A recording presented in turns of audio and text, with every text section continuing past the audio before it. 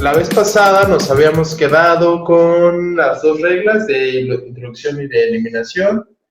Bueno, más bien, una regla de introducción, la del existencial, y una regla de eliminación, la del universal, que son las más sencillas, por eso empezamos con esas. Entonces, bueno, si recuerdan, o como recordaran, la regla del existencial, de introducción del existencial, es muy sencilla. Simplemente, si tenemos algo que le sucede a una constante, entonces podemos inferir que eso que le sucede a esa constante sucede para algo, ¿no? Para algo del dominio. Entonces, a partir de, por ejemplo, no sé, Miguel baila, podemos inferir que hay algo que baila, ¿no? Y esta regla es obviamente válida en el sentido de que si sucede, si de hecho sucede que lo que dice la premisa es verdad, entonces necesariamente, en toda posible circunstancia, la consecuencia va a ser verdad también, ¿no? Entonces es un argumento, una forma de argumento válida, ¿no? Por eso lo usamos como regla. Bueno, y la otra regla que vimos es eliminación del universal. ¿Dónde está? Aquí. ¿Qué nos decía? Si tienes algo que sucede para todos, puedes inferirlo para una cosa en particular. Y vimos que tiene esta versión, bueno, más bien, solo mencioné, pero ahora lo vamos a ver con más detalle, que tiene esta versión con una constante con lo que llama un gorrito, pero ahora vamos a ver por qué significa esos gorritos, ¿no? Bueno, no sé si quieran ver algo sobre los ejercicios, que fueron los 51, dijimos la parte 2 y 3. Bueno, a mí en lo personal me costó el B y el C del 3. No los pude resolver. Ok, el B y el C. Bueno, vamos a empezar con el B y veamos qué sucede. Entonces déjenme poner el pizarrón 3B, vamos a ponerlo así, ¿no? Y a ver qué dice. 3B, entonces dice, no existe algo, la primera premisa, no existe algo Y, tal que es P y no es Q. Ok. Segunda premisa. La segunda es si. No, este es el. Perdón, lo estoy confundiendo. Es P y es H. Este es el B, ¿no? Sí. 2. Toda cosa Y, que es el conjunto universal, toda cosa Y, o no es H, o no es P. Y esto sucede siempre y cuando toda cosa Y sea Q. Toda cosa, perdón, X sea Q. Ok, y conclusión, Q de A. Muy bien, entonces, ¿alguien tiene alguna estrategia? ¿Cómo lo hizo? ¿O cuál es la idea? Y ahora lo hacemos. ¿Qué se les ocurre? Bueno, si se fijan, en la conclusión tenemos Q de A, ¿no? ¿Qué es lo más parecido que tenemos a eso en las premisas? Pues que todo es Q, ¿no? Si logramos sacar que todo es Q, entonces solamente eliminamos el universal y ya podemos quedarnos con Q de A, ¿no? Entonces, ¿cómo podemos tener que todo es Q? Pues si tenemos su equivalente, que es esto, ¿no? Todo es o bien no H o bien no P, ¿no? Bueno, entonces si tenemos esa fórmula, por eliminación del bicondicional, vamos a tener su equivalente, que es todo es Q, y ya por eliminación del universal podemos quedarnos con A es Q, ¿no? Ahora bien, ¿cómo podemos ahora tener esta fórmula? Pues lo único que nos queda es la primera premisa, y en la primera premisa tenemos que no existe algo que sea P y sea H. Pues como es la otra única premisa, pues de ahí debe salir si es que el argumento es válido, ¿no? Pero si ahora nos fijamos, también estamos hablando de P y de H como acá, solo que está como volteado, ¿no? P y H. Y tiene unas negaciones. ¿Qué podemos hacer? Bueno, aquí también tenemos una negación, quizá podamos trabajar con eso. Y eso es precisamente lo que vamos a hacer, ¿no? Entonces, en 3, mi consejo, bueno, pues la estrategia es aplicar la regla de cuando tienes una negación frente a un cuantificador, la negación salta el cuantificador, lo cambia y lo demás se queda igual, ¿no? Es decir, voy a tener universal con Y, la negación salta el cuantificador, lo cambia y lo demás se queda igual, P de Y y H de Y. Y esto es de las reglas del cuadrado clásico. Y se checan, y yo lo hice así. Sí, exactamente, ¿no? Esto es de las reglas del cuadrado clásico. No me acuerdo cómo les puse, equivalencias creo, le voy a poner equivalencia de 1, ¿no? O sea, el nombre exacto debe estar en el libro y si les... equivalencia E, dice Damiana. Sí, exactamente, equivalencia E. Déjenme, lo voy a escribir aquí. Equivalencia E de 1, ¿vale? 4. Bueno, ya que tengo eso, pues ahora puedo utilizar, si se fijan aquí, ¿qué es lo que me fijo? Pues que en la premisa que, bueno, en la línea que ya tengo la negación de una conjunción y a donde quiero llegar es la disyunción de dos negaciones, ¿no? Entonces eso tiene toda la cara, digamos, de ser un De Morgan. Un De Morgan de esta forma, si recuerdan el De Morgan, es la negación de una conjunción A y B, es lo mismo, es lógicamente equivalente con la disyunción de estas cosas negadas. De A disyunción, negación de A, disyunción con negación de B, ¿vale? Entonces vamos a usar precisamente esa regla para llegar a algo muy parecido, que solo nos va a faltar algo muy leve. Ahorita voy a explicar. Bueno, entonces para toda Y, negación de P de Y, disyunción, negación de H de Y. ¿Sí? Y esto por De Morgan de 3. ¿Sí? 5. Ya que tengo eso, si nos fijamos, es casi exactamente lo mismo que esto, pero lo único que falta es, digamos, voltear el orden de los disyuntos, si se fijan, ¿no? Tengo los dos mismos disyuntos, solo hay que hacerle, pues eso, lo de voltearlo. Si hay una regla para eso, bueno, voy a poner aquí. La regla es A disyunción con B, es lógicamente equivalente con B disyunción con A, ¿sí? Y esta regla se llama conmutatividad de la disyunción. Entonces, o sea, la conmutatividad simplemente es el nombre lógico sofisticado, digamos, o el nombre lógico técnico, para llamarle a esta propiedad de que siempre puedes voltar de orden las disyunciones, ¿sí? Entonces, H de Y, disyunción, negación P de Y. Por conmutatividad de la disyunción en 4. Y ya entonces quería llegar a esto para tener el equivalente y quedarme con esto, que eso es precisamente lo que voy a hacer ahora. Toda cosa X, Q de X. Por eliminación del bicondicional, que está en 2, con el equivalente que está en 5. Y quería llegar al universal de Q, toda cosa X es Q, para toda X, Q de X, para por fin eliminarlo y quedarme con Q de A. Eliminación del universal en 6. Y ya está. No sé si queda alguna duda. ¿Cómo lo ves el compañero que mencionó hace rato? Que tenía... No, sí, perfecto. Sí, me había fallado en el paso 3, pero sí, todo bien. ¿Cómo dices? ¿Del paso 3? Perdón, no te escuché bien. Sí, el paso 3 no, como que no lo había razonado muy bien, pero ya vi que sí estaba fácil.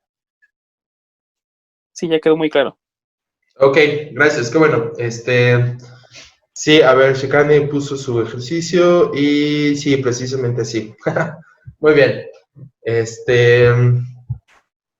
Podemos ver la D. Sí, también lo decía el compañero, ¿no? O era 3C, no sé. Vamos a ver, déjenme ver cuál era. Pues cualquiera de las dos podemos ver 3C y 3D. Vamos a ver 3C y luego vemos 3D. A ver, entonces este es 3C. Y entonces tenemos primera premisa. Hay algo que es P y que no es Q. ¿Sí? Para alguna Y, P de Y y no Q de Y. Segunda premisa. Si A es P, entonces va a suceder lo siguiente. Toda cosa que sea P va a ser Q. ¿Sale? Conclusión, A no es D. Muy bien. A ver, entonces, ¿cuál sería? Está todo chueco, perdón, es que... Bueno, ¿cuál sería la estrategia aquí? Pues, de nuevo, me fijo en mi conclusión. Siempre esa es la mejor idea, yo creo, ¿no? O sea, bueno, al menos a mí es como si más me facilita esa estrategia de siempre fijarme primero en mi conclusión. Entonces, mi conclusión me dice que A es D, ¿vale? Perdón, que A no es D. Entonces, me fijo en mis premisas. ¿Qué es lo que tengo como más parecido a eso? Ah, bueno, pues claramente arriba tengo que A sí es D. Entonces, de alguna forma tengo que encontrar para negar eso, ¿no? Bueno, resulta que en esta segunda premisa me dicen que si A es D, eso va a implicar que todo lo que sea P va a ser Q, ¿no? Que es lo que tengo acá. Todo lo que sea P va a ser Q. Ay, perdón. Es que apreté un botoncito de lápiz y como que sigue escribiendo. Bueno, entonces, si A es D, entonces va a implicar que todo lo que sea P va a ser Q, ¿vale? Ah, bueno, si recuerdan proposicional, A entonces B, para poder concluir negación de A dado un condicional así, pues simplemente requiero negación de B. Si tengo eso, este se llama modus tollens, ¿sí? Si tengo eso, puedo concluir negación de A, ¿no? Entonces, otra vez, si tengo un condicional y tengo que el consecuente es falso, puedo concluir que el antecedente también es falso, ¿vale? Esta es válida. La que no es válida, y la voy a poner aquí nada más para distinguirla, aquí ya saben, es si tengo un condicional y tengo que el antecedente es falso, si yo quiero concluir ahí que el consecuente es falso, eso está mal, ¿sí? Esto, tacho, no es válido. Y no es válido porque, por la tabla de verdad del condicional, ¿no? La tabla de verdad me permite tener un condicional verdadero con un antecedente falso.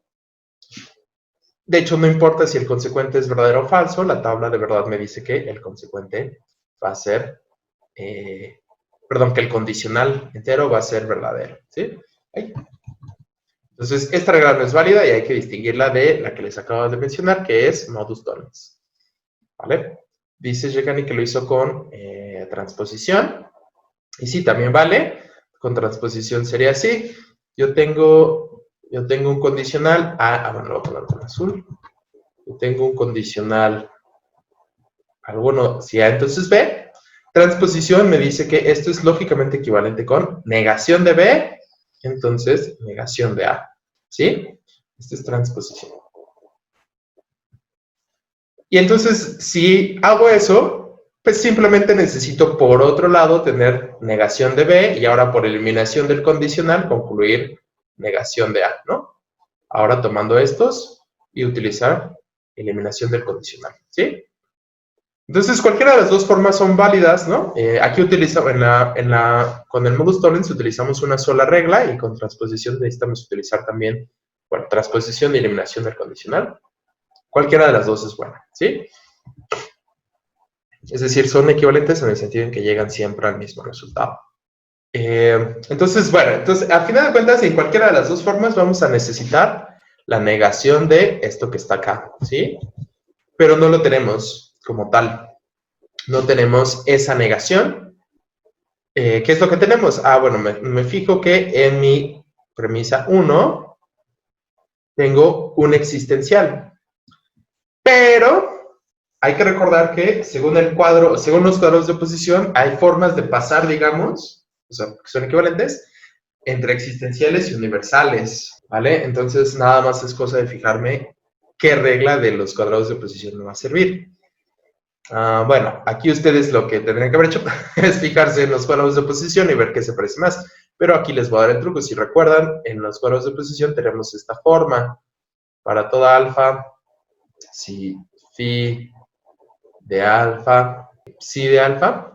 Y esto va a ser, esta es digamos mi forma A.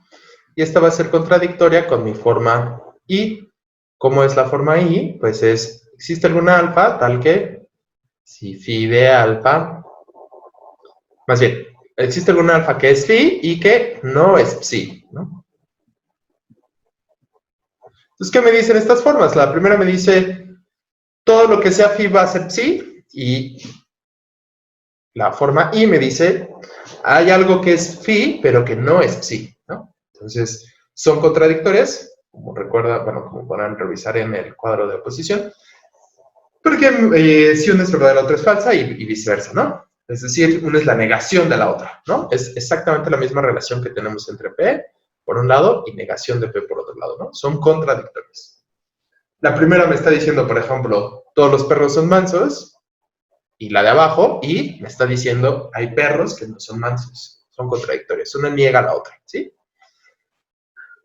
Eso significa que si yo tengo esta 1 de arriba, eso va a ser la negación de esta de acá, que es lo que queremos. Porque recuerden, tenemos un condicional si A, entonces B, y queremos negación de B para concluir negación de A, que es la conclusión de nuestro argumento, ¿sí? Entonces, eso es precisamente lo que queremos.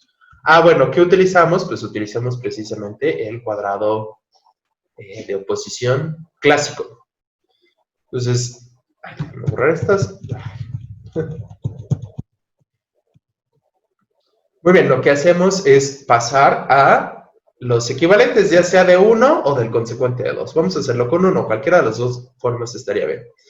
Con 1 tendríamos no todo Y, si es P, entonces va a ser Q. Por la equivalencia, no me acuerdo cómo se llama en el libro, pero es equivalencia del cuadrado clásico, de 1, ¿sí? Entonces, el cuadrado clásico me dice, ah, bueno, si yo tengo que hay algo que es P y no es Q, eso es exactamente lo mismo, es lógicamente equivalente con no todo lo que sea P va a ser Q, ¿sí? Una forma de verlo con la... ¿Pueden poner solo equivalencia? Dice Shikani, sí, y dice José Alberto, equivalencia a O. Ah, precisamente. Muchas gracias. Sí, siempre se me olvida cuál de todas es, pero sí, equivalencia O de 1, ¿sí? Otra forma de verlo es como la mnemotecnia de, si yo tengo la negación de un cuantificador, cuando estamos hablando de cuantificadores restringidos, pues esa negación, digamos, salta el cuantificador, se mete hasta la cocina y me cambia la conectiva correspondiente, ¿no? Entonces, me cambia el cuantificador por el otro, me cambia la conectiva correspondiente, que con el existencial es conjunción, y se mete hasta la cocina, hasta el segundo conjunto, ¿sí? Y digamos, nada más es el de regreso. No sé si va quedando hasta ahorita claro. Si va quedando claro, pues está bien. Si no va quedando claro, díganos, no teman decirlo en el micrófono, en el momento, o si quieren, cuando terminemos el ejercicio, para que pues lo aclaremos, que es el propósito de esto, ¿no? Bueno, entonces ya tengo en 2, si se fijan, la estructura va siendo así. En 2 yo tengo que T de A implica alguna proposición A, digamos. Y en 3 yo tengo negación de A, si se fijan, ¿no? Todo este es A, y tengo la negación, ¿no? Entonces ya puedo aplicar mi modus tollens y concluir negación de T de A. ¿Sí? Espero que esté siendo claro, que no esté yendo demasiado rápido. El propósito de esto no es ir demasiado rápido, no es hablar mucho, es precisamente aclarar los conceptos, ¿no? O las dudas. Entonces, estos modus tollens de 2 con 3. ¿Sí? ¿Qué opinan? ¿Si queda claro? ¿Si sirvió esto? Bueno, vamos a hacer el 3C, perdón, el 3D. Entonces, 3D. A ver qué dicen en el chat. Todo bien, muy bien. Entonces, 1. ¿Qué dice el 3D? Dice Q de A. 2, dice, para toda cosa X, si R entre X y B, bueno, R entre X y B, R entre X y B, sí, solamente sí, Q de X, ¿no? Entonces, toda cosa está relacionada con B mediante R, siempre y cuando sea Q. Eso es lo que me dice 2. Por lo tanto, R de entre A y B, ¿sí? Bueno, lo pongan aquí. Bueno, ¿cómo lo resuelvo? Me fijo que tengo en la conclusión, como siempre, me dicen R entre A y B. O sea, A está relacionada mediante R con B, ¿vale? Bueno, ¿qué es lo más parecido que tengo en las premisas? Bueno, pues nada más en 2 tengo esta relación, que también es con B, pero la tengo con X y tengo un universal. Ah, pues es muy sencillo. Si yo quiero concluir con A y la tengo con X, que está en universal, pues nada más voy a eliminar el universal y me voy a quedar con A, ¿sí? Bueno, pero si me quedo, bueno, ahorita lo vamos a ver, vamos a hacer precisamente lo que decía. Entonces, quitamos el universal y me voy a quedar con R de AB, siempre y cuando, recuerden, cuando yo quito mi cuantificador, todas las variables que estaba ligando, bueno, todas las apariciones de la variable que estaba ligando, que es X, es decir, en este caso esta y esta, las voy a sustituir por exactamente la misma variable. Digo, perdón, la misma constante. Entonces recuerden, misma constante, misma variable. Q de A, ¿sí? Así me va a quedar. Porque ya aquí sustituí esta X por A, ¿sí?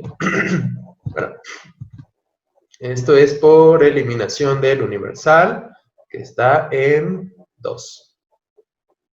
Digo, si fuéramos como más rigurosos, pero ya sería mucho cargar la notación, sería sustituyendo X por A, ¿no? Podremos hacer esto, pero ya es mucha notación y sí, lo pensé poner en el libro, pero ya es demasiado y podemos dejarlo así, ¿no?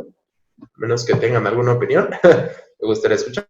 Recuerden, queremos llegar a bueno, la conclusión va a ser RAB, ya la tengo casi, pero me están diciendo que es equivalente con Q de A.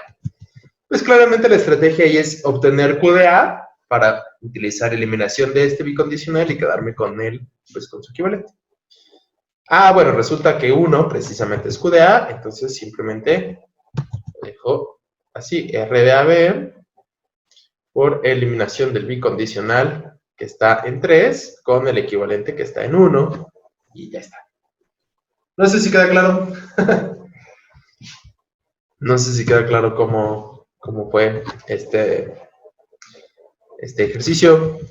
Sí, no, bueno, yo tenía dudas en eso, porque digo, ahora lo veo muy claro, pero yo primero, bueno, supuse que estaba mal porque pues aún no lo vemos, pero aún así lo leí abajo, la introducción del universal.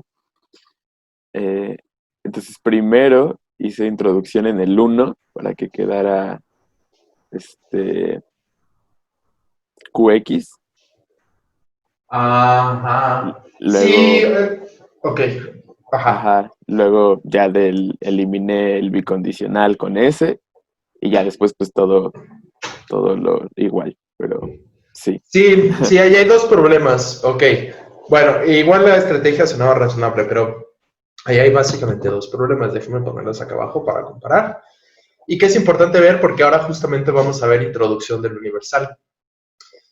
Bueno, el primer problema es pasar de Q de A Q de X, ¿no? Ahorita vamos a ver por qué es un problema. Bueno, primero es un problema porque aquí no tiene un cuantificador, ¿no? Está Q de X.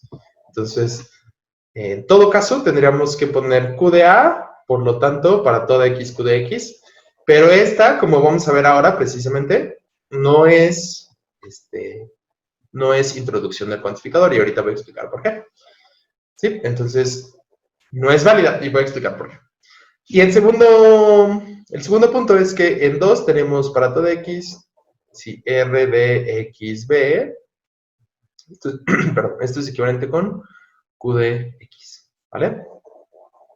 Y tú por otro lado tenías para toda X, Q de X, ¿no?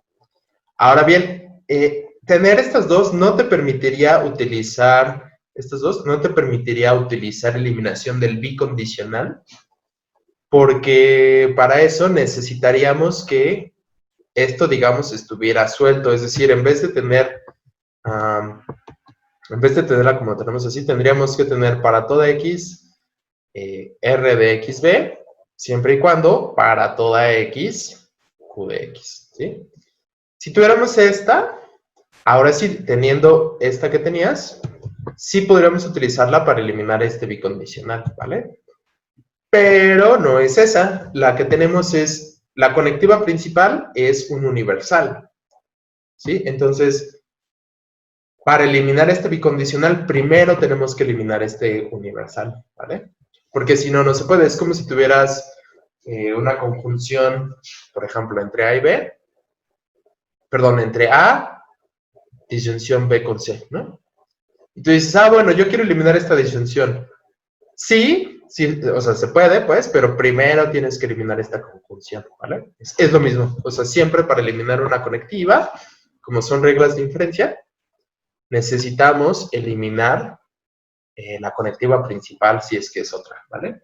Entonces, precisamente lo mismo va a pasar acá. Entonces, en ese sentido, aún teniendo para todo x, q de x, no te sirvió para eliminar este bicondicional, ¿vale? Y entonces, bueno, eso es una de las notas. Ahora vamos a ver por qué este argumento, esta forma de argumento es inválida y cómo podemos tener una verdadera eliminación del universal. ¿Sale? Vamos a pasar precisamente a eso. Entonces, es muy buen punto porque eso nos ayuda pues, a pasar al siguiente tema, que es eliminación del universal. Pónganse que tenemos q de a y de aquí queremos pasar a para todo x, q de x. Como yo les acabo de decir, esta forma, bueno, la forma que se utilizó para hacer este paso, esta inferencia es inválida. ¿En qué sentido es inválida? Pues en el que siempre hemos utilizado de invalidez, que es, puede ser que esta premisa sea verdadera, pero que esta conclusión sea falsa. Por eso es que es inválida, ¿sí? ¿Quién le gustaría intentar explicarme o explicarnos a todos por qué esto sucede? ¿Por qué puede pasar que la premisa sea verdadera y la conclusión sea falsa? ¿Quién le gustaría decirnos por qué? Yo. Venga, sí, gracias. Es inválido porque no se sigue de que por una cosa en particular, porque una cosa en particular sea de cierta manera, todas las cosas van a ser de esa manera, ¿no?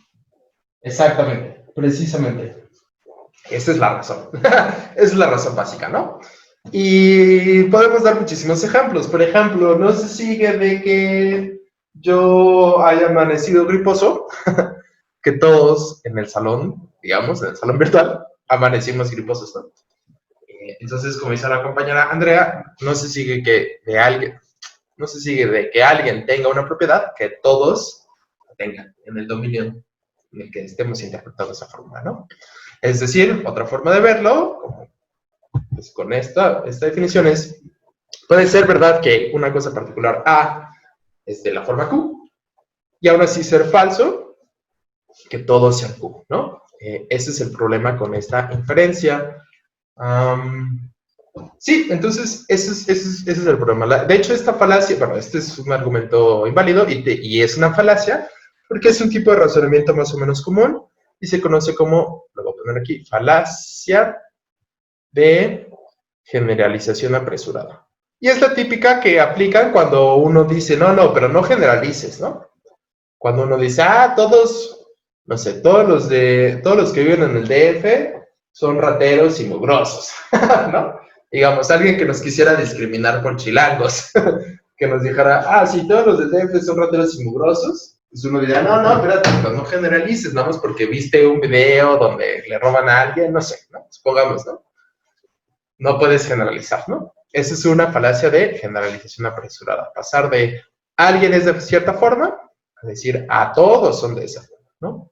Entonces, es una falacia y necesitamos ver la verdadera regla de eliminación del universal. Perdón, de introducción del universal, ¿sí? Necesitamos una manera de codificar, digamos, a todas las cosas en el dominio en una constante. Este es precisamente el papel de las constantes con gorrito. Entonces, a ver, voy a poner aquí. En realidad quizás solo necesitaba eso. ¿Qué quiero decir y por qué? Entonces, de nuevo, queremos pasar de algún tipo de fórmula, ¿no? Que no tenga el universal a para toda x, q de x, ¿no? Por ejemplo. Y en general, de algún tipo de fórmula que no tenga el universal a para toda alfa, recuerden, alfa es cualquier constante, phi, alguna cosa que le suceda, por más compleja que sea, a esa constante, a esa constante alfa, ¿no? Phi de alfa. Este es como el esquema que buscamos de regla para introducción del universal. Alguna cosa que suceda aquí que no sea, que no tenga necesariamente un universal como conectiva principal. Y entonces acabamos de ver qué no hacer. Acabamos de ver, déjenme borrar el rayón. acabamos de ver que no debemos poner phi de una constante kappa. Porque es generalización apresurada. ¿Qué es lo que tenemos que hacer? Pues la idea para una regla de la eliminación del universal, de introducción del universal válida, es tener un tipo de constantes nuevas. Déjame ponerlo aquí, de hecho lo voy a poner acá con esto. Nuevo tipo de constantes, ¿sí? Que nos va a permitir, como digo en el libro entre comillas, porque es pues, como una metáfora realmente, nos va a permitir, entre comillas, codificar a todas las constantes. ¿En qué sentido? Pues voy a tener una constante que lo que me esté diciendo sea yo y todas las demás, ¿sí? Esas es las constantes con gorrito. Les voy a poner así. ¿Por qué le digo gorrito? Porque, de hecho, técnicamente hablando, en este sistema de escritura con el que escribe el libro, con el que estoy escribiendo el libro, que es un sistema bastante universal que se conoce como LaTeX, que así se llama, LaTeX.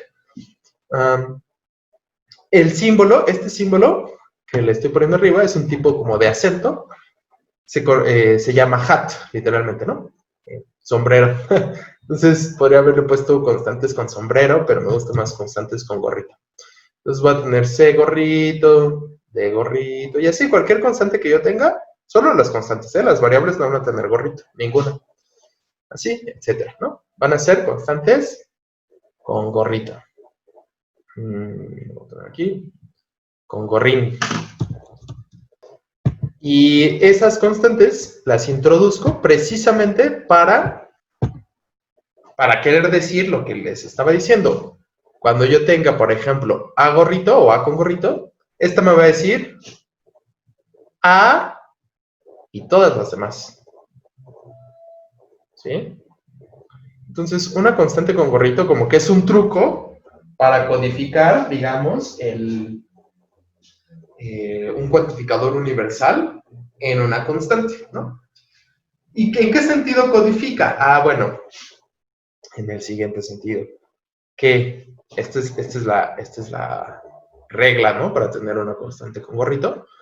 Una constante con gorrito solo la voy a poder obtener cuando tengo un universal. Es decir, si yo tengo, por ejemplo, para toda x, p de x y q de x, por eso tengo dos versiones, y estos se los mencioné hace rato al inicio, por eso tengo dos versiones de eliminación del universal, ¿no?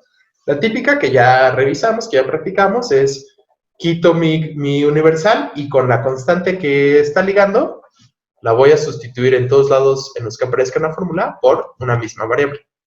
Al revés. Otra vez. La típica que acabamos de revisar es, yo tengo un universal y la variable que está ligando la quito en todos los lados en los que aparezca una fórmula y la sustituyo por la misma constante. Entonces, misma variable, misma constante. Por ejemplo, puedo quitarla sobre A, y decir P de A y Q de A, ¿no? Y esto está bien, es eliminación del universal. Otra forma de tener la eliminación del universal va a ser con mis nuevas constantes con gorrito. Por ejemplo, todo lo que sea P, más bien todo es P y todo es Q. Ahora voy a poder eliminar el universal. Igual, si tengo ligando a X, pues en todas las apariciones de la variable, la misma constante, solo que ahora constante con gorrito. P de A gorrito, conjunción Q de A gorrito. ¿Para qué me sirve esto? Bueno, vamos a ver. De nuevo, puede ser cualquiera constante con gorrito. Puede ser P de B gorrito, conjunción Q de B gorrito. ¿Sí? Puede ser P de C gorrito, conjunción Q de C gorrito. Solo recuerden, sigue valiendo lo mismo.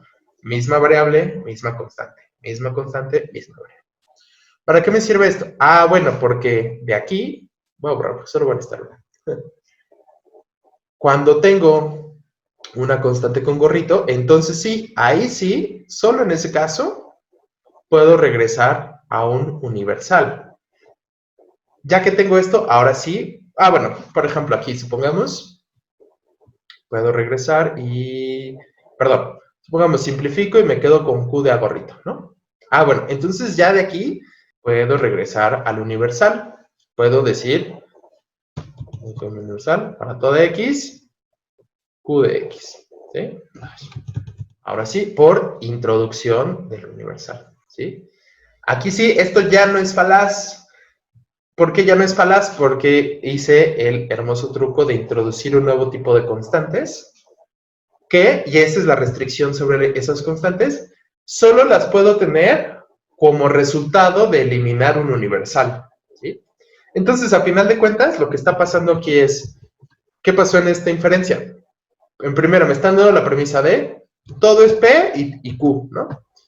Y yo de aquí voy a pasar a y todas las demás son P y Q, perdón, y A y todas las demás son Q, ¿sí? Bueno, de aquí, eliminando mi conjunción, voy a pasar de A y todas las demás son Q, perdón, elimino mi conjunción y me quedo con eso. Pero ya que tengo que A y todas las demás son Q, ya puedo inferir todo es Q, porque ya tenía A y todas las demás son Q.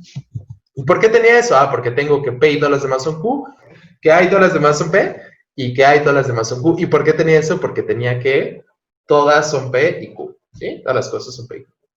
Es decir, nada más para cerrar la explicación. Las constantes con gorrito lo que me están diciendo es, vengo de un universal, básicamente. Así las introduzco. Es decir, de nuevo, por eso la restricción. Solo puedo poner constantes con gorrito cuando venga de un universal, cuando esté eliminando un universal. Ese es el truco. ¿Vale? Ese es el truco.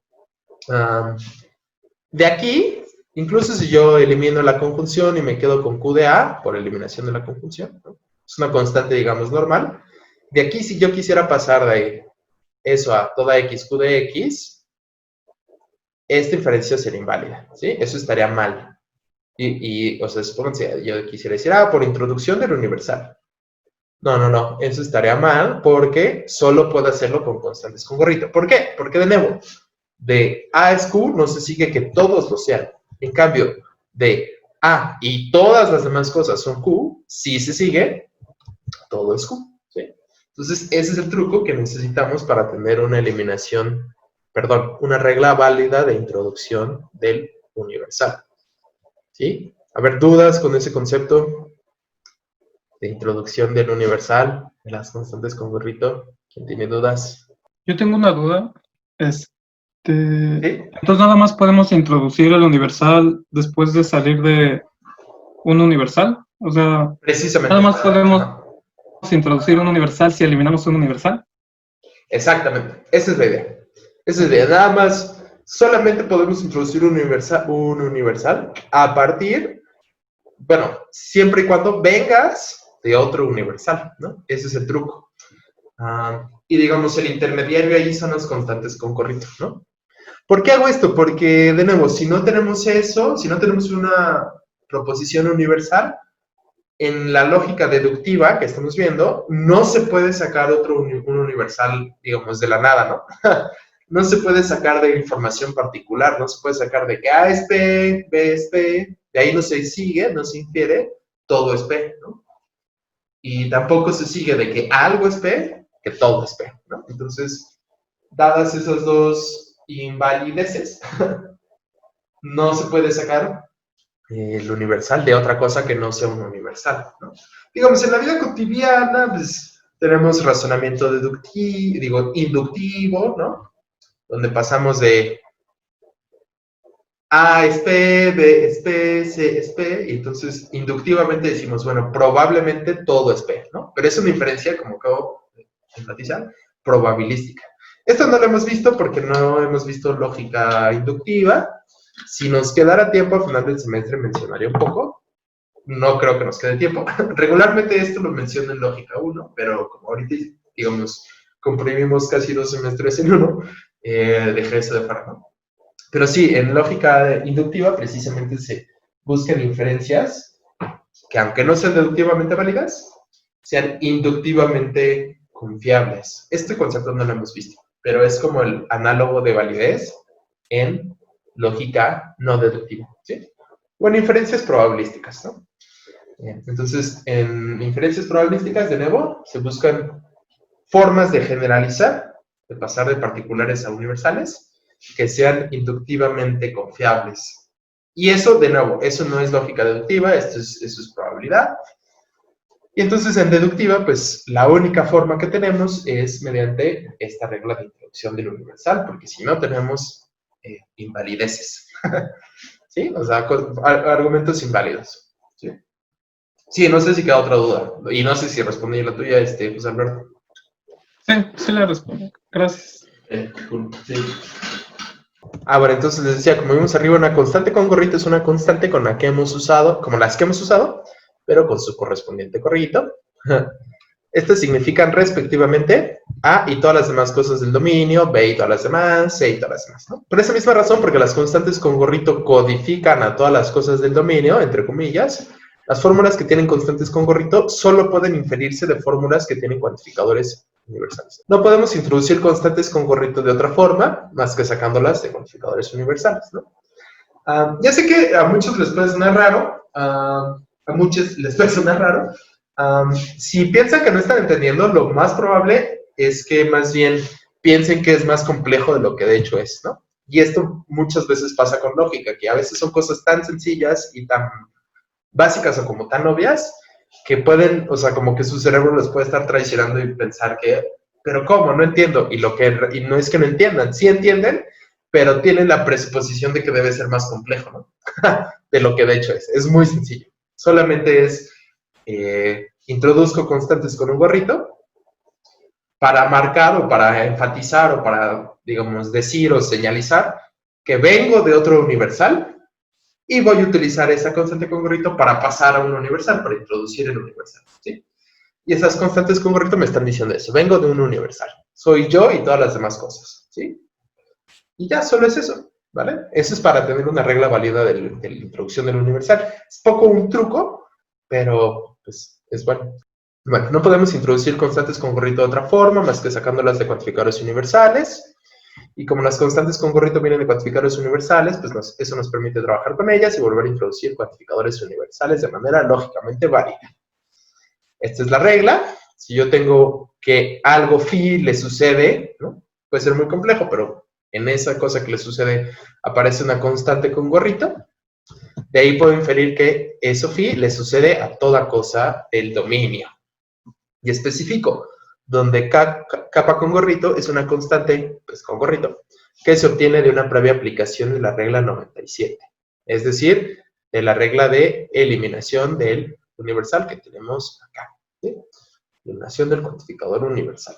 Si se fijan, como les mencioné, tenemos esta otra versión, que es pasar del universal a una constante, pues con gorrito. Y ya está. Bueno, esto es importante, vamos a ver este ejemplo. Si tengo como premisa que todos los seres humanos somos mortales y además, otra premisa, todos los filósofos somos seres humanos, eso debería implicar que todos los filósofos somos seres humanos. Vamos a verlo, ¿no? Vamos a hacer precisamente esa demostración. Vamos a ponerla aquí en el pizarrón para que vean básicamente cómo funcionan las constantes con gorrito y así. Entonces dijimos, todos los seres humanos son mortales, ¿no? Imagínense que se encuentran con este razonamiento. Y luego, todos los filósofos son seres humanos. Y dicen, bueno, se sigue que todos los filósofos son mortales, ¿no? Y te dicen, a ver, demuéstrame eso. ¿Vale? Entonces, este es el tipo de argumentos que vamos a ver en el examen, ¿no? Que van a venir de formalizar y de demostrar. Obviamente, pues aquí tenemos el indicador de conclusión y como ya vimos, tenemos dos premisas. Esta sería la 2, esta sería la 1, ¿no? Entonces, tenemos dos premisas y pues, una conclusión, como siempre. Vamos a necesitar aquí un modelo con un dominio. Vamos a ponerlo irrestricto porque no estamos hablando particularmente de algo. Podremos quizás sí restringirlo quizás a seres humanos, pero va a ser más sencillo ponerlo irrestricto. Vamos a tener una interpretación. ¿Qué necesitamos? Bueno, necesitamos un predicado para seres humanos, entonces vamos a tener S de alfa, que sea alfa es un ser humano. Digo, no va a tener ser y por otro lado humano. Obviamente la propiedad entera es ser humano, ¿no? Y por otro lado, m de alfa. Obviamente que alfa es mortal. Y f de alfa, pues que es filósofo o filósofo, ¿no? Filósofex. ¿Vale? Pues ese va a ser mi modelo. Y ya tengo lo suficiente para poder formalizar mi argumento. Entonces, primera premisa, me dice, todos los seres humanos son mortales. Ah, bueno. Toda X, si es un ser humano, entonces, qué feo condición. Entonces es mortal. ¿Okay? Segunda premisa, todos los filósofos son seres humanos. Toda X. Para toda X, si es un si es un filósofo, entonces es un ser humano. ¿Sí? Este es mi argumento ya formalizado. Ah, perdón, me falta la conclusión. Se sigue que todos los filósofos son seres, son mortales, ¿no? Entonces, cualquier X, si es filósofo, entonces va a ser mortal, ¿sí? Para cualquier X. Este ya es mi argumento formalizado y lo que resta es, pues, demostrarlo, ¿no? ¿Cómo lo voy a usar? ¿Cómo lo voy a demostrar? ¿Qué reglas puedo usar? Pues, ahora vamos a ver que con eliminación del universal. Bueno, primero fíjense, si tenemos... O sea, fíjense que tiene toda la estructura, o tiene toda la cara, digamos, tiene toda la pinta de un silogismo hipotético, que recuerden es este. Si A, entonces B, también yo le llamé transitividad del condicional. Es una propiedad, digamos, algebraica del condicional, pero también se le conoce como silogismo hipotético. Cualquiera de los dos nombres es buena. Si A, entonces B, y si B, entonces C, se sigue A, entonces C, ¿no? Entonces, esta propiedad de transitividad o silogismo hipotético es como conectar cadenas. A con B, B con C, pues corto el del medio y me quedo A con C. Esa es como la idea o el concepto detrás, ¿no? Eso es lo que significa transitividad. Mencioné esto porque este argumento tiene toda la cara de un silogismo hipotético. Tengo F implica S, S implica M, por lo tanto, F implica M, ¿no? Si nos fijamos en acá, entonces, si nos fijamos en la forma del silogismo hipotético, tendríamos F implica S, S implica M, por lo tanto, F implica M, ¿no? Entonces, parece que es un silogismo hipotético, pero como mencionamos antes, no vamos a poder trabajar con las conectivas de condicional, que pues obviamente son las que se requieren para el silogismo hipotético, porque las conectivas principales de mis tres fórmulas, las dos premisas y la conclusión, son universales. Entonces, primero tengo que quitar esos universales para poder trabajar con los condicionales que tienen adentro. Sí, vamos a hacer eso. Y 3.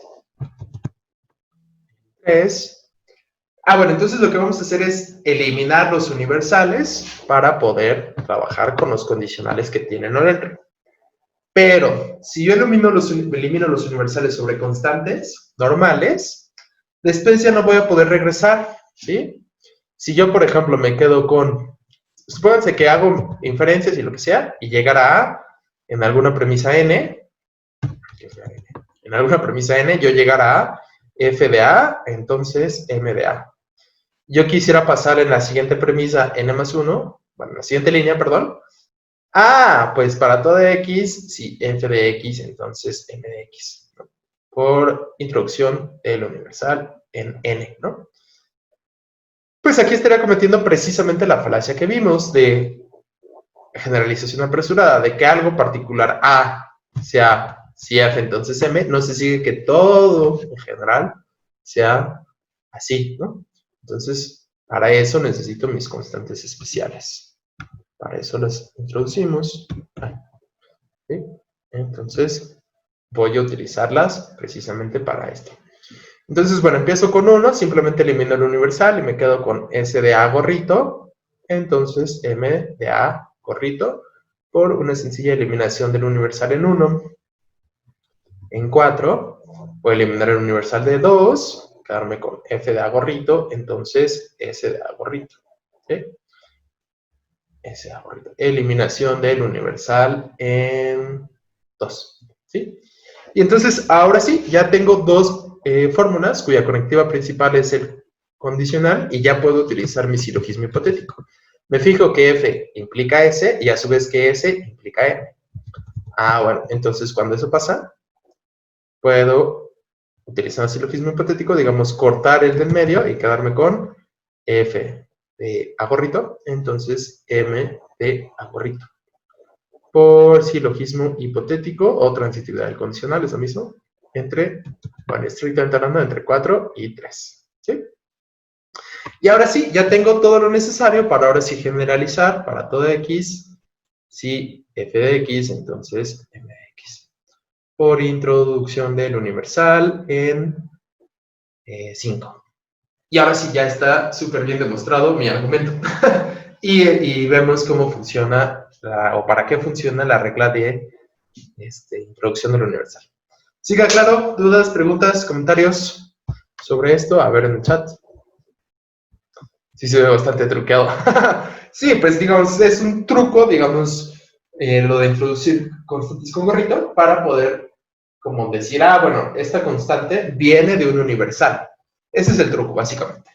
Como restringimos esas constantes para que solo vengan de una eliminación del universal, sabemos a priori, digamos, o sabemos de inicio, de entrada, que sí, que venimos de un universal y por eso podemos pasar a otro universal, ¿no? A fin de cuentas, seguimos hablando siempre de generalizaciones. Por eso ya no cometemos esa falacia. Ese es el truco. Pero bueno, ¿cómo lo ven? No sé si queda dudas. Y eso, las utilizamos para poder eliminar universales y después volverlos a poner, básicamente. Bueno, entonces, déjame poner aquí que aquí hay un error, le puse SD, pero tiene que ser SH. El silogismo hipotético. ¿Sí? Esto es, esto es nota para mí porque lo voy a corregir. Pero bueno, si se fijan, es precisamente el argumento que acabamos de hacer, ¿no? Eliminar universales, silogismo hipotético y terminar con universales. Todo buenardo, dice Israel. Ahora, distintas constantes con gorrito. Vamos a ver. Vamos a ver este ejemplo, lo resolvemos y yo creo que lo dejamos aquí probablemente. Entonces tenemos el siguiente argumento. Bueno, voy a ponerlo en el pizarrón. Todos los que estamos en esta comuna somos hermanos. Todos los que compartimos todo, ¿no? Son una bola de hippies. Vale, entonces vamos a formalizar y demostrar ese argumento.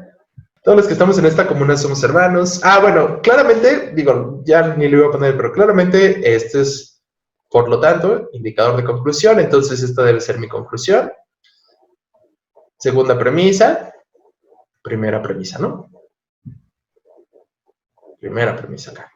Entonces, tengo dos premisas y una conclusión, ¿no? Otra vez. Bueno, para formalizarlo y demostrarlo, pues vamos a utilizar un modelo, un dominio que vamos a dejar irrestricto, y ya si necesitamos restricciones, las ponemos con las fórmulas, y una interpretación. ¿Qué predicados necesitamos? Necesitamos estar en esta comuna, ¿sí? Como no vamos a generalizar o utilizar variables para esta comuna, o sea, no vamos a decir en alguna comuna o en toda comuna, vamos a meterlo todo en un predicado. Entonces vamos a ponerlo E de alfa, significa alfa está en esta comuna, ¿no? O sea, es decir, si yo tuviera que decir en alguna comuna o en toda comuna o en otra comuna, necesitaría poner una relación, digamos, bueno, no sé, la que sea, R, entre alfa y beta, y decir, bueno, alfa está en la comuna beta, ¿no? Pero como eso no es necesario, no voy a utilizar esa estructura lógica del predicado, pues lo meto todo en un solo predicado, sin relación, pues, ¿no? Somos hermanos, entonces H, ahí sí vamos a necesitar dos lugares. Alfa es hermano de beta, ¿no? Obviamente. Entonces, alfa está en esta comuna. Aquí quiero decir comuna, no es una constante.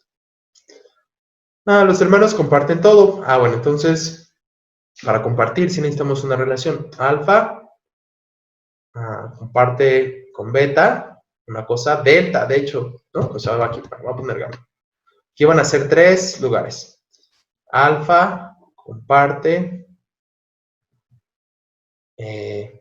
bueno, vamos a decir que el segundo lugar es lo que comparte. Comparte beta con el tercer lugar, con gamma.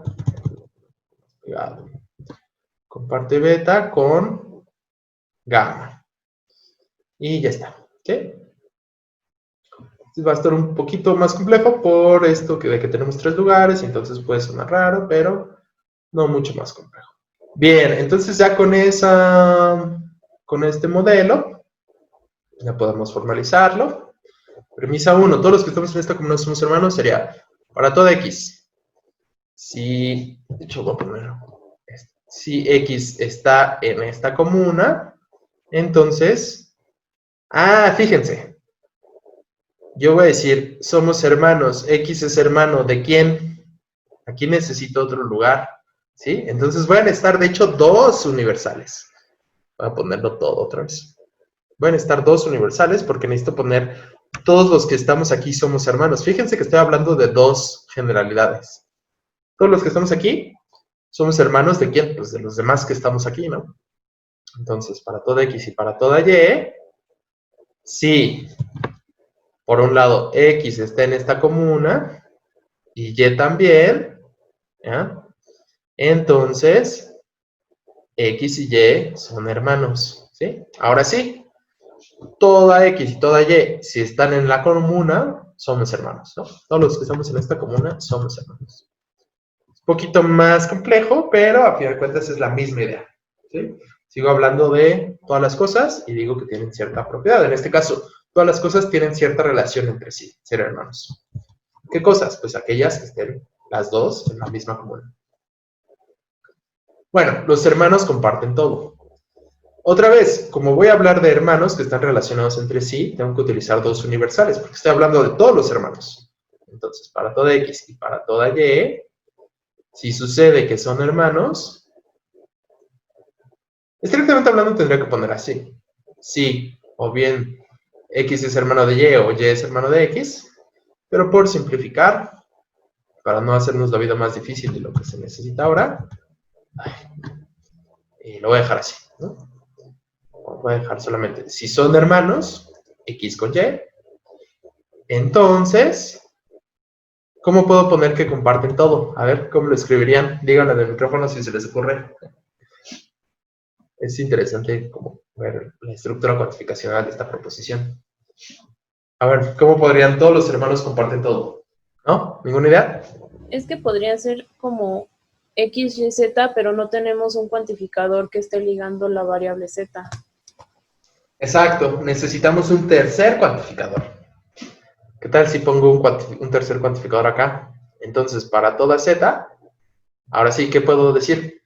X, Y, Z, ¿no? Ajá, pero ¿qué les pasa? Pero con C, ¿no? Con la constante C. Con el Para predicado decir- C.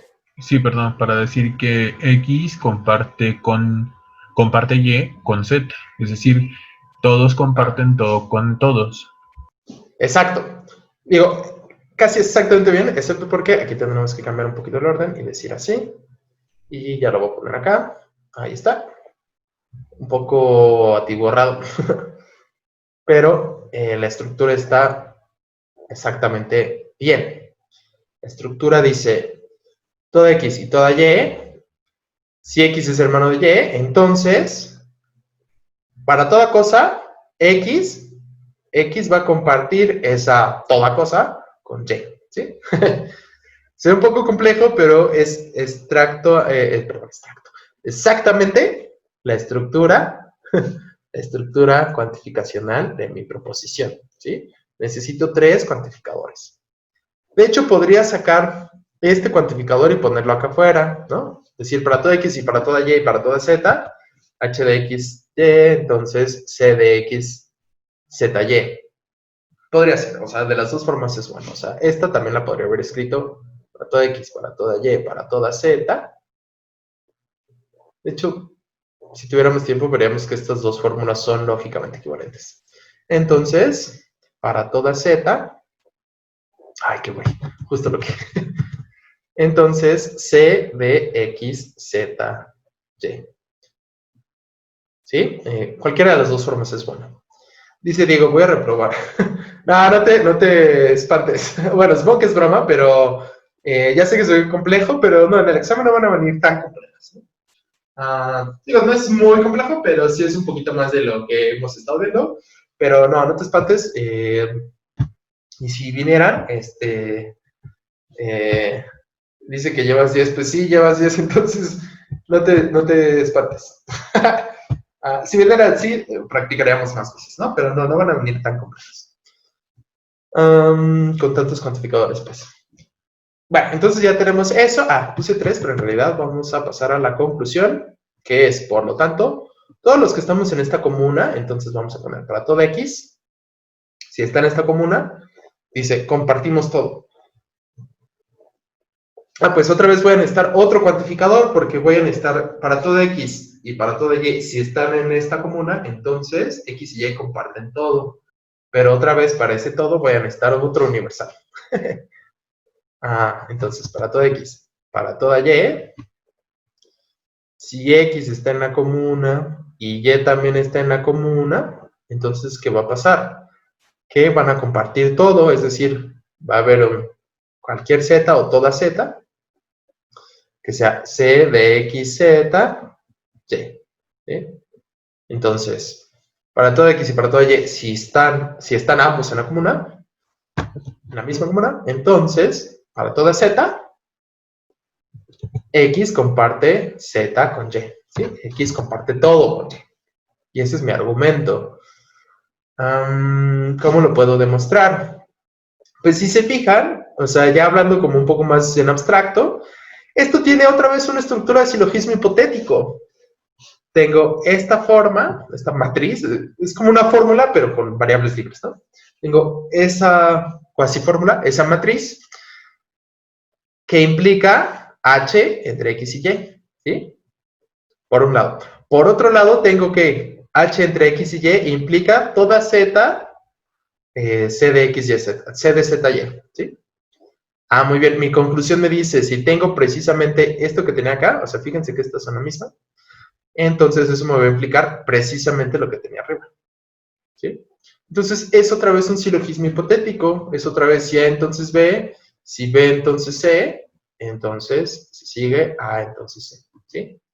Es un silogismo hipotético, solo que con más estructura dentro, con cuantificadores y predicados de 3 lugares y cosas más complicadas, pero al final de cuentas es otra vez un silogismo hipotético. Entonces, esa es precisamente mi estrategia. Voy a eliminar los universales, voy a hacer mi silogismo hipotético y voy a regresar a universales y ya acabé, ¿sí? Esa es mi estrategia. Bueno, voy a borrar todas las cosas azules. Esa es mi estrategia para este argumento. ¡Qué grande!, dice Israel. Sí, entonces, 2 y 3. Voy a decir lo siguiente. Pues voy a empezar a eliminar los universales. Pero recuerden, como quiero regresar... perdón, aquí borré una conjunción. Como quiero regresar a universal, en mi conclusión, pues voy a eliminar los universales sobre constantes con gorrito. Esa es precisamente su utilidad. Entonces, cualquier constante de EB, ¿no? Tengo que hacer 2 pasos, de hecho, porque son 2 universales, ¿no? Entonces, primero elimino X de 1, y me va a quedar esto.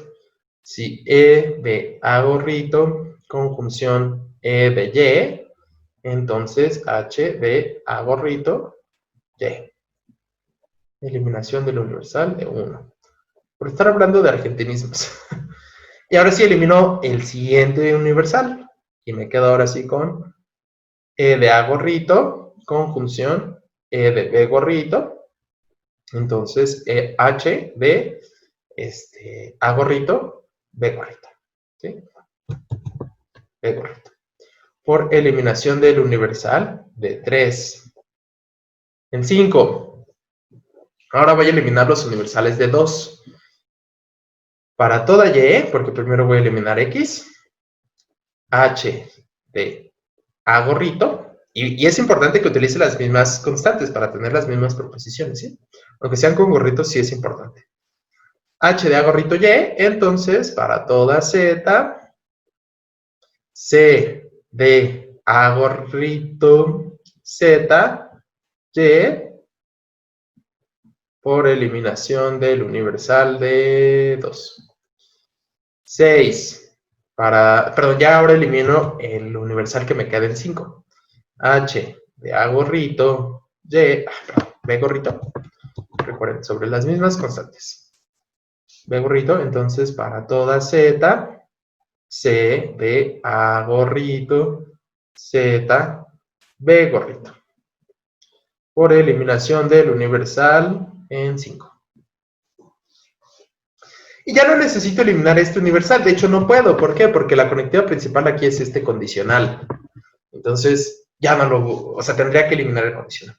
Pero ya no es necesario, porque si me fijo, en 4 tengo que esto implica esto, y es precisamente lo que quiero. Quiero, bueno, que E de A y de B implica que H de AB, y precisamente H de AB implica que para toda Z, me falta aquí un corchete, para toda Z, A de ZB, perdón, C de A, C entre ZAB, perdón, AZ. Para toda Z, C entre AZB, ¿sí? Entonces, eso es lo que quiero. Voy a hacer un silogismo hipotético y voy a generalizar. Voy a introducir los universales y ya gané. Espero que esté quedando claro la estrategia, eso es lo importante. Si ven la estrategia, lo demás es hacer como cuentitas, ¿no? O sea, hacer la regla y ya, como con detalle, pero lo importante es la estrategia. Entonces, de nuevo, la idea es de 4 y 6, voy a sacar, si E de A gorrito, conjunción E de B gorrito, entonces, para toda Z,